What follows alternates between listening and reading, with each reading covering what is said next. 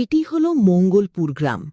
এই গ্রামে খাবারের দোকান বলতে দুটো দোকানই আছে। এক হলো গোপালের বিরিয়ানি, আরেকটি দোকান হলো পচার ভাতের হোটেল।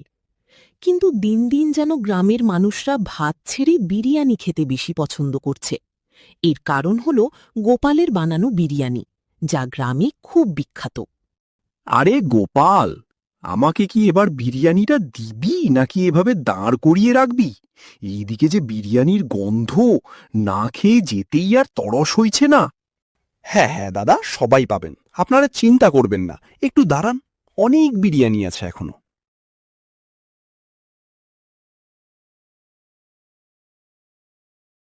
পচাদা, কত হয়েছে মাছ ভাতের?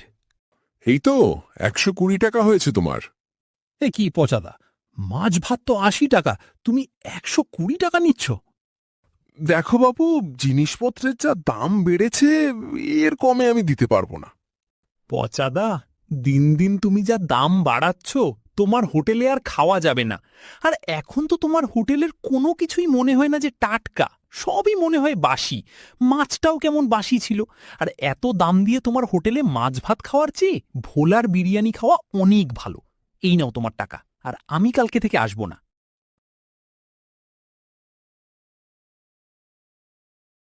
ধুর ধুর, এমনি দোকানে সেল নেই, তার মধ্যে আবার কম দামে খাবার খোঁজে লোকেরা। কম দামে দেব কি করে? এদিকে দিন দিন গোপালের দোকানে কাস্টমার বেড়েই চলেছে। এবার মনে হচ্ছে আমাকেও ভাতের হোটেল তুলে দিয়ে বিরিয়ানি বিক্রি করতে হবে। কারণ যা দেখছি, মানুষ এখন ভাতের থেকে বিরিয়ানি বেশি ভালোবাসে।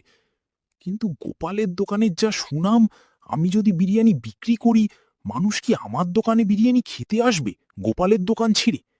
হ্যাঁ, একটা ভালো বুদ্ধি আছে আমার মাথায়। এইটা করলে হয়তো গোপালের দোকানের কাস্টমার সবাই আমার কাছে খেতে আসবে।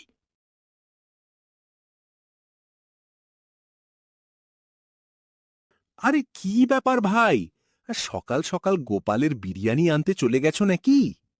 আরে না না ভাই, এটা গোপালের বিরিয়ানি না, এটা পচার দোকানের বিরিয়ানি। সে কি বলছো ভাই? পচার তো ভাতের হোটেল, বিরিয়ানির দোকান আবার কবে থেকে হলো? এই তো আজকেই খুলেছে। আর জানো তো, পচা 20 টাকায় বিরিয়ানি দিচ্ছে, তাও আবার মাংস দিয়ে। সে কি, 20 টাকায় বিরিয়ানি, তাও আবার মাংস দিয়ে? তুমি কি এটা সত্যি বলছো?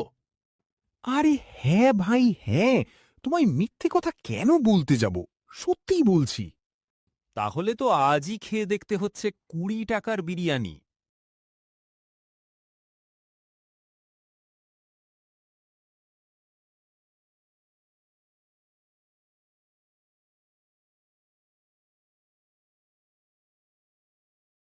কি হলো ব্যাপারটা?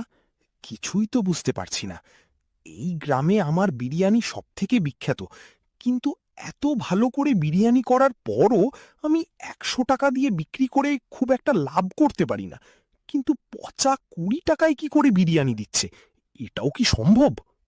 দাদাবাবু, আমার মনে হচ্ছে কালু কিছু একটা করছে, যার কারণে ও 20 টাকায় বিরিয়ানি দিতে পারছে।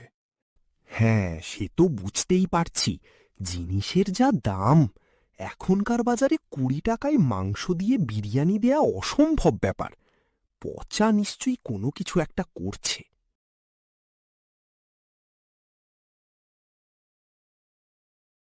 আরে রতন কাকা, বেশ কয়েকদিন হয়ে গেল, তোমাকে তো গ্রামে দেখতে পাইনি।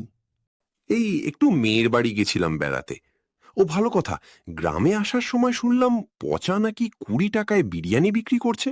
এটা কি সত্যি? হ্যাঁ কাকা, তুমি ঠিকই শুনেছ। পচা এখন ভাতের হোটেল বন্ধ করে বিরিয়ানির দোকান খুলেছে, তাও আবার 20 টাকায় বিরিয়ানি। মাংস দিয়ে খেতেও খুব ভালো।